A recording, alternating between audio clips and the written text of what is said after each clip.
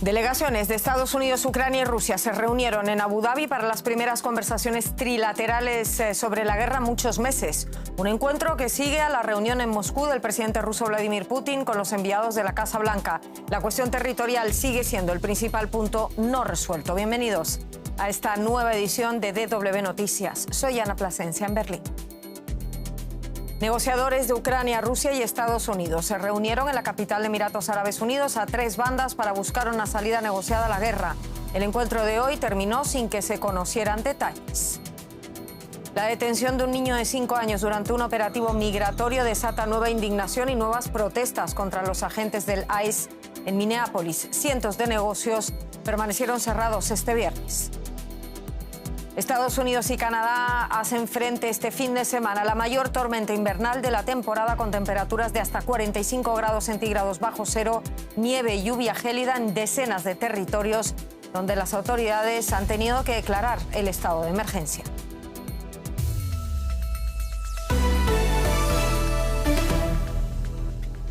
Concluyó el primer día de negociaciones entre Ucrania, Rusia y Estados Unidos en Abu Dhabi, capital de los Emiratos Árabes Unidos, en la que es la primera reunión trilateral entre las partes para buscar una salida negociada a la guerra en Ucrania. Las conversaciones se van a reanudar mañana sábado. En las de hoy no ha trascendido ningún detalle sobre el diálogo. Un cara a cara que llegó un día después de que el enviado estadounidense Steve Witkoff y el yerno de Donald Trump, Jared Kushner, viajaran a Moscú, donde se reunieron, ahí lo vemos, con el líder ruso Vladimir Putin, quien dio luz verde al diálogo de hoy.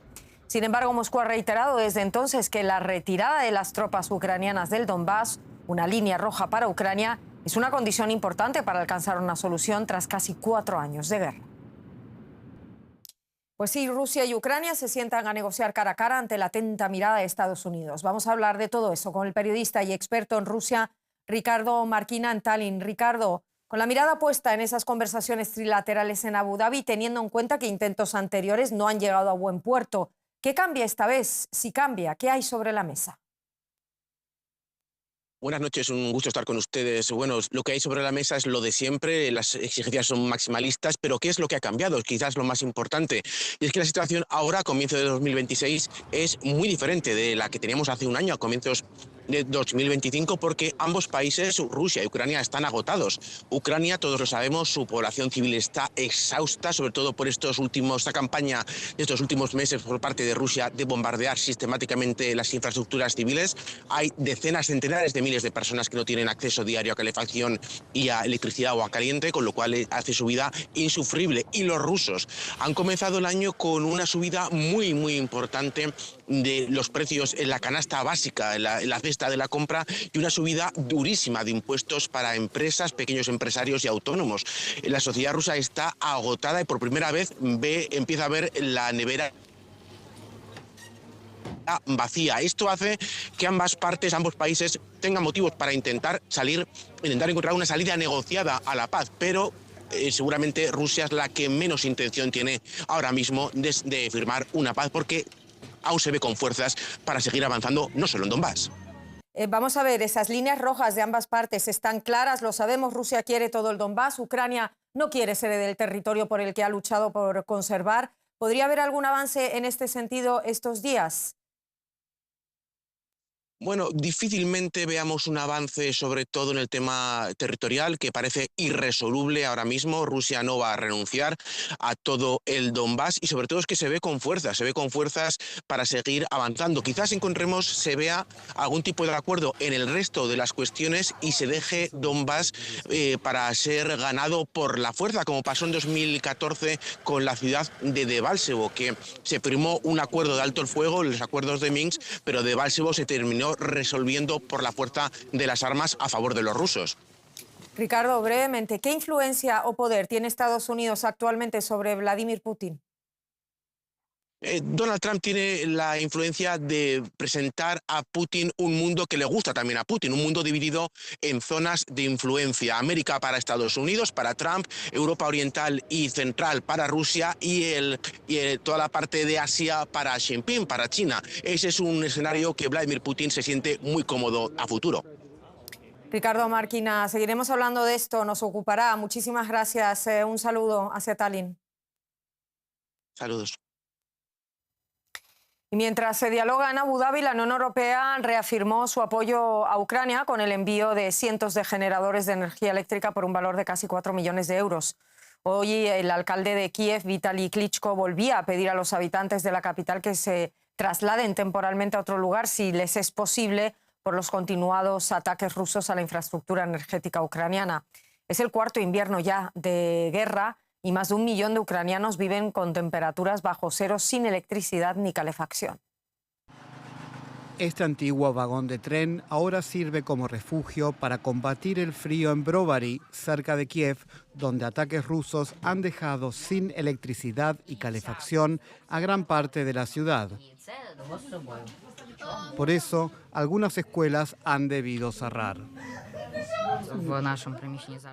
Ahora mismo hace mucho frío en nuestra aula por el corte eléctrico.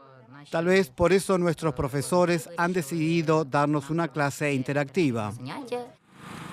Por toda Kiev, carpas con calefacción ofrecen calor y comida caliente, mientras las bajas temperaturas y los cortes eléctricos dificultan la vida de muchos. Después de un ataque con misiles en nuestro edificio, la electricidad vuelve normalmente por la noche. Entonces, como no le puedo cocinar comida caliente a mi hijo, voy a lugares como este porque aquí la sirven. Rusia continúa atacando la infraestructura ucraniana, incluidas las centrales eléctricas, mientras equipos de mantenimiento trabajan arduamente para restablecer el suministro eléctrico. Los daños causados por estos ataques son enormes y se repiten una y otra vez. Apenas logramos repararlos, los ataques comienzan de nuevo. Estos ataques persisten en toda Ucrania. Esta semana, un dron ruso impactó un bloque de apartamentos en Dnipro, dejando varios heridos. En el suroeste de la ciudad, un misil cayó cerca de edificios residenciales y dejó 13 personas heridas, incluyendo niños. Ahora, los ucranianos afrontan una dura lucha para resistir el frío extremo y los recurrentes apagones provocados por las fuerzas rusas. La detención de un niño de 5 años durante una redada contra migrantes en Minneapolis ha desatado la indignación en esta ciudad del norte de Estados Unidos. Este viernes se celebró una nueva jornada de protestas contra la actuación de los agentes, incluso pese a la llegada de la mayor tormenta invernal de la temporada. La responsable del sistema de escuelas públicas de Columbia Heights ha declarado que el pequeño Liam, de 5 años, y su padre, de nacionalidad ecuatoriana, fueron detenidos cuando llegaban a casa. Según autoridades locales y testigos, los agentes del ICE habrían utilizado al niño como señuelo para tocar la puerta de su casa e intentar que salieran de ella las personas que estaban en el interior, entre ellas su madre, que finalmente no abrió la puerta. El niño detenido por el ICE, nuevo símbolo del creciente malestar en Minneapolis. Hablamos con Alejandro Orozco Aceves, es director de noticias de la radio La Raza Minnesota. Alejandro, ¿qué sabemos sobre esas circunstancias de la detención de Liam Conejo Ramos y su padre? ¿Y cuáles fueron las razones oficiales que dan las autoridades para arrestarlos? Bueno, mira, se trata, primero que nada, muy buenas noches, Ana, es un gusto saludarte. La razón que dan las autoridades es que tenían una orden para detener al padre de este pequeño, una persona que solicitó asilo, él es ecuatoriano. Al detenerlo llevaba al menor y bueno, pues al se lo iban a llevar detenido. Hubo personas ahí que decían, nosotros nos quedamos con el niño. Dijeron los oficiales, no, se tiene que quedar un familiar, y lo llevaron a tocar la puerta de la casa. Como bien relatabas ahorita, la madre no salió y entonces padre e hijo fueron trasladados a Texas, donde se encuentran en una especie de prisión que es así como una serie de casitas donde viven allá, y pues esa es la situación. La razón que da la autoridad es que había una orden para detener a este señor. ¿Qué destacas de esa nueva ronda de protestas y huelga general y el nivel de participación y organización en Minneapolis y en otras ciudades? Y es que está haciendo muchísimo frío. Sí, no, definitivamente ahorita en este momento tenemos una temperatura en grados Celsius de -23 y se siente como si estuviéramos en -32 por el factor de viento que tenemos. Entonces, sí estamos registrando algunas protestas. Hace rato se dio una en el aeropuerto. Habrá más a lo largo del día. No van a tener la concurrencia que hubiesen tenido, pero déjame decirte que considerando las condiciones, la verdad es que sí están teniendo una respuesta importante. La comunidad acá en Minnesota es muy unida en torno a los inmigrantes. Digo, con estas temperaturas que te platico, necesitamos de toda la ayuda para que esto prospere y los inmigrantes son una mano de obra importante aquí en esta región. Alejandro, ¿qué implicaciones tendría que el presidente Donald Trump invoque la ley de insurrección como ha anunciado que podría ser? ¿Y cómo reaccionan, me pregunto, los actores políticos y legales frente a esta amenaza? Sí, bueno, esta ley de insurrección no se ve desde el año de 1992 en aquel incidente en California de darse, pues entonces tropas militares, no de la Guardia Nacional, sino del Ejército, estarían llevando a cabo labores de orden, labores tipo policíaco. Ya se ha preparado un destacamento que está en Alaska con 1,500 personas, están en alerta. Y también otro destacamento en North Carolina de policía militar. Esta última pues tiene más capacidad de estar en las calles porque su trabajo es más policíaco que militar. Como quiera que fuera, sería un problema importante. Las autoridades de aquí, el alcalde Jacob Frey, la alcaldesa de St. Paul también han dicho pues que eso sería un caos, porque es la forma en la que se están llevando a cabo los operativos es lo que tiene molesta a la comunidad. Las detenciones son importantes, pero la forma en la que se llevan a cabo es la que molesta aquí. Muchísimas gracias por todo esto, Alejandro Orozco Aceves. Mil gracias en Minneapolis y cuidado con ese frío. Sí, hay que cuidarse de eso. Mucho gusto saludarte como siempre. Igualmente. Y de ese frío seguimos hablando. La devastadora tormenta invernal Fern amenaza a más de 170 millones de personas en Estados Unidos. Se extiende por más de una veintena de estados desde este viernes y con previsión de continuar hasta principios de la semana próxima. Se espera muchísimo frío, intensas nevadas y lluvias heladas que van a golpear especialmente al sur y al este del país, donde las autoridades ya se preparan para escenarios de emergencia. El fenómeno podría provocar prolongados cortes de electricidad y graves alteraciones en el transporte, incluyendo la cancelación de miles de vuelos durante el fin de semana. Varios estados han declarado ya el estado de emergencia. Una enorme acumulación de hielo en las orillas del lago Michigan ha dado lugar a una figura parecida a un ángel invernal. Es una señal de navegación marítima que se ha congelado. Como Michigan, muchos estados de Estados Unidos podrían quedar pronto cubiertos por capas de hielo y nieve a medida que se acerca una fuerte ola de aire frío ártico. Las autoridades han alertado a millones de personas. Buenos días a todos. Se espera que el clima invernal regrese a Carolina del Norte este fin de semana. Afectará a la mayor parte del estado. Tanto si nos enfrentamos al hielo como a la nieve, debemos estar todos preparados. Ayer declaré el estado de emergencia en todo Carolina del Norte con el fin de prepararnos para la tormenta. Se prevé que la tormenta invernal Fern afecte a más de 20 estados, provocando cortes de electricidad, interrupciones en los transportes y temperaturas letales, con una sensación térmica de hasta 46 grados bajo cero en algunas zonas. Compré un generador Honda de 3.200 vatios. Llevaba años buscando generadores y me pareció que era un buen momento, ya que se avecina una tormenta y es posible que se vaya la luz y por precaución. Están diciendo que se avecina una fuerte tormenta de hielo. Es difícil de creer cuando miras a tu alrededor, pero se acerca. Vamos a estar preparados, ¿verdad? Podremos leer, hacer cosas, jugar. Ya se observan los primeros indicios de lo que está por venir, mientras los meteorólogos advierten que la tormenta podría ser la peor en años. Creo que esta tormenta será recordada por su magnitud, su duración y su impacto. En algunos lugares, los negocios y los desplazamientos podrían verse paralizados durante días. Creo que pasará a la historia como una de las tormentas invernales más importantes de la década. Estas carreteras resbaladizas y heladas en Michigan son una señal de lo que los residentes y los servicios de emergencia podrían enfrentarse en los próximos días. Hablando de impactos, Andrés, hablamos del impacto de la inteligencia artificial. Exactamente, Ana, como si no viviéramos entre suficiente incertidumbre, 2026, todo indica, va a ser el año de la irrupción definitiva de la inteligencia artificial y se juntan los vaticinios sobre los efectos que va a tener y uno llegó desde Davos este viernes y es que los jóvenes van a ser los más golpeados cuando este tsunami de inteligencia artificial impacte en el mercado laboral. Esta fue la advertencia de la directora del FMI, Kristalina Georgieva, ante los asistentes al foro.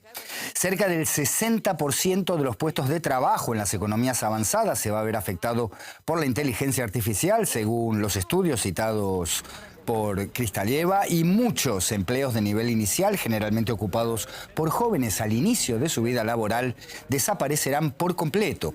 Al mismo tiempo, Georgieva señaló que los empleos no directamente transformados por la IA también enfrentan riesgos. Sus salarios podrían verse presionados a la baja si no aumentan su productividad usando esta tecnología.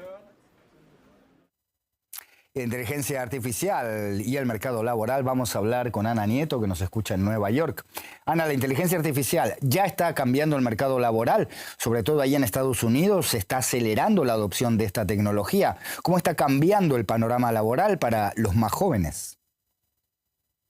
Georgieva teme que muchos empleos ocupados por jóvenes trabajadores desaparezcan y eso es algo que ya está ocurriendo en Estados Unidos. La tasa de desempleo de los más jóvenes, aquellos que tienen entre 16 y 24 años, está subiendo y duplica la general. Algo que no es del todo normal en términos históricos. Lo que ya ven con más temor los analistas es que también se eleva para los graduados universitarios y se dispara en el caso de aquellos que tienen unos títulos que normalmente antes daban lugar a una contratación inmediata, como ingeniería de la computación o ciencias de la computación, porque están siendo sustituidos por la inteligencia artificial. Hace apenas unos meses, además, empezó a hacer énfasis en el hecho de que se están empezando a rebajar las ofertas de empleo para posiciones que no requieren experiencia previa, los que se llaman los entry level position y que son el primer escalón de una carrera profesional. Han caído un 35% desde el año 2023, según un informe reciente, y el motivo es la inteligencia artificial. Ana, esta misma advertencia de Georgieva fue expresada por el copresidente del Foro de Davos, Larry Fink, presidente además del fondo de inversiones BlackRock. ¿Cuál es su preocupación? Sí, Fink dijo en Davos que si la inteligencia artificial hace a los trabajadores de cuello blanco, es decir, los profesionales y el personal de oficina, lo que la globalización ha hecho a los de cuello azul, los trabajadores manuales, este va a ser un problema que hay que enfrentar inmediatamente, porque el futuro está ya aquí, es inmediato. Fink desestimó la respuesta que más se oye de que habrá otros trabajos del futuro, como ha ocurrido cuando ha habido otros cambios técnico-económicos anteriores tras la revolución industrial. Califica esta solución como abstracta. Dice Fink que hay que hacer planes ya para que haya una verdadera redistribución de las ganancias de la economía propulsada por la inteligencia artificial. Georgieva está preocupada por el futuro de la clase media. Fink también. El presidente de BlackRock dice que los errores del sistema tras la Segunda Guerra Mundial han dado lugar a una ampliación de las desigualdades y que esto podría seguir ocurriendo con la inteligencia artificial. Ana Nieto de Nueva York, gracias por estas informaciones. Hasta la próxima. Gracias, Andrés. TikTok ha creado un nuevo consorcio empresarial que le va a permitir seguir operando en Estados Unidos tras años de problemas legales.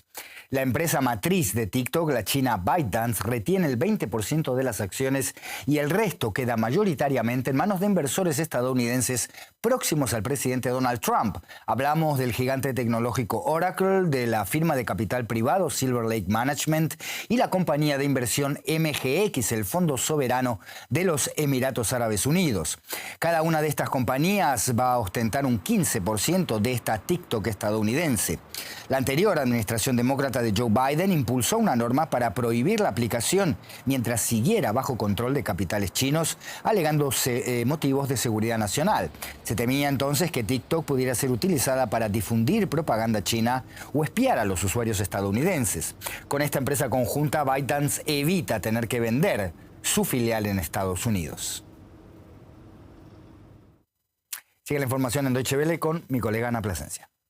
La ONU asumirá la gestión del campamento de Al-Hol en el noreste de Siria tras el colapso de las fuerzas democráticas sirias lideradas por los kurdos que lo custodiaron durante años. Este campo alberga a unas 24.000 personas, en su mayoría mujeres y niños que son familiares de combatientes del grupo yihadista Estado Islámico. Muchos residentes escaparon esta semana en medio del caos en la región. Este campo de desplazados es uno de los retos humanitarios más complejos a los que se enfrenta la Siria de posguerra. Durante años, el campamento de Al-Hol ha acogido a decenas de miles de personas vinculadas al autodenominado Estado Islámico. Lo que comenzó como un lugar de refugio se ha convertido en un campo de internamiento al aire libre, principalmente para mujeres y niños de combatientes de Estado Islámico. Mi marido estuvo primero en Al-Nusra, luego con el Estado Islámico y lo mataron en Manbij. Nawal dice que lleva 7 años viviendo en este campamento en condiciones terribles. Es marroquí y está atrapada en un limbo legal. Muchos países se han negado a repatriar a sus ciudadanos, alegando que deben ser juzgados en Siria por los delitos cometidos por Estado Islámico. Pensamos que volveríamos a nuestros países, pero seguimos detenidas. Aunque el autodenominado Estado Islámico colapsó en 2019, aún quedan restos del grupo y su ideología ha perdurado dentro del campamento, sin apenas oposición, lo que supone un importante problema de seguridad para el nuevo gobierno sirio, cuyas fuerzas se encargan actualmente de proteger el perímetro del campamento. Los organismos de ayuda humanitaria alertan de que toda una generación de niños ha crecido aquí, privados de educación formal, viviendo en condiciones precarias y vulnerables a la radicalización. Y si bien la ONU está tomando cartas en el asunto, el destino de las miles de personas que viven aquí sigue siendo incierto. Damos paso a otras noticias internacionales que también queremos destacar a esta hora. El primer ministro británico Keir Starmer ha criticado las palabras de Donald Trump en las que menosprecia la participación de los aliados de Estados Unidos en Afganistán.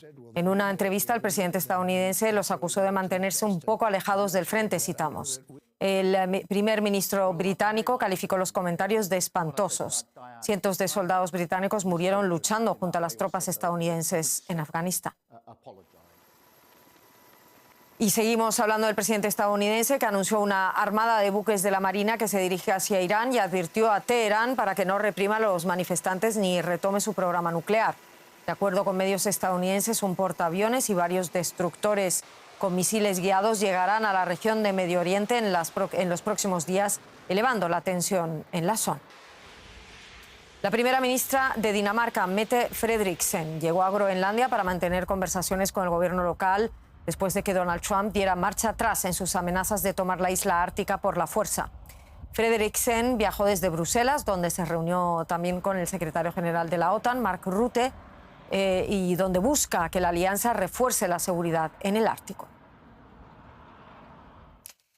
Tras la escalada de la disputa comercial y diplomática con Colombia, Ecuador dio este viernes un paso hacia el diálogo. La canciller Gabriela Sommerfeld anunció que su país aceptó la invitación de Bogotá para una reunión bilateral con el objetivo de buscar soluciones, aunque propuso posponer el encuentro hasta la próxima semana. El conflicto se desató cuando el presidente ecuatoriano Daniel Noboa anunció desde Davos un arancel del 30% a las importaciones colombianas, alegando falta de cooperación en la lucha contra el narcotráfico. Colombia respondió bajo el principio de reciprocidad y suspendió el suministro de electricidad a Ecuador, aplicando medidas comerciales equivalentes. Pese a la tensión, Quito aseguró que su sistema eléctrico tiene capacidad suficiente para cubrir la demanda nacional sin depender de la energía colombiana. Unos 110.000 venezolanos residen en México. Algunos de ellos son refugiados políticos y quieren volver de inmediato a su país. Otros aguardan, esperan aún a que se concrete una mejora económica para poder regresar. El consulado venezolano en México ha pausado la entrega de salvoconductos y vuelos de repatriación y muchos se encuentran varados en México a la espera de cambios que les permitan volver a su país. Esta mujer venezolana en México podrá reencontrarse con su hijo después de varios años. A ella le disparó la policía en una protesta sindical y aún ingresada grave en el hospital, los propios funcionarios la obligaron a marcharse para impedir que saliese a la luz el incidente. Piensa volver a Venezuela en cuanto pueda. Estuve 21 días en UCI Todavía tengo la bala en mi cuerpo. Me forzaron a salir de mi país. Recibí amenazas. He tenido mucho miedo. Pero ahora como no está, siento que ya no va a haber ese miedo y ese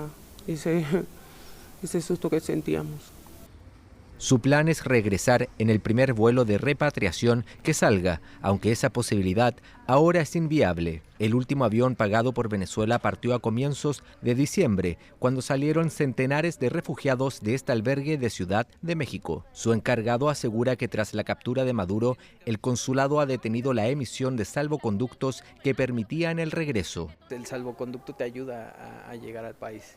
En este caso, te digo, no, por el momento... todo eso se valida desde Caracas, no tenemos pues idea de hasta qué momento se va a volver a rehabilitar. De momento, muchos de los 110.000 venezolanos que se estima hay en México, 30.000 en su capital, aguardan con expectativa avances en materia económica. Muchos, como esta pareja, se quedarán un tiempo más en México para seguir enviando dinero a su familia y terminar la casa que se están construyendo en Caracas, con su sueldo de cocinero. Joel cree que el reseteo económico del que habla la presidenta encargada Delcy Rodríguez y la inversión petrolera estadounidense traerán bonanza al país. Por eso espera volver en 1 año o 2. Hay como una abertura, hay una brecha de que uno ve más posibilidades. Ya uno dice, hay una oportunidad. No, ya no estamos trancados de que no, es cero, no. Ahora hay un 1 y una posibilidad y esperemos que sea el cambio. La acción militar de Estados Unidos y las amenazas de Trump de intervenir en otros países como México ha puesto en alerta a la región. En el caso de México, aunque aseguró que fue una decisión soberana, el gobierno de Sheinbaum ha intensificado los decomisos, operativos contra cárteles y la extradición de capos criminales. Una nueva realidad que dentro y fuera de Venezuela aviva la esperanza de su población. Seguiremos este tema y muchos otros, como esa reunión trilateral en Abu Dhabi entre Estados Unidos, Ucrania y Rusia, que seguirá mañana sábado. Esto es todo. En nombre de todo el equipo, tenemos más informaciones también en nuestra página web www.dw.com. Gracias por estar ahí. Feliz fin de semana.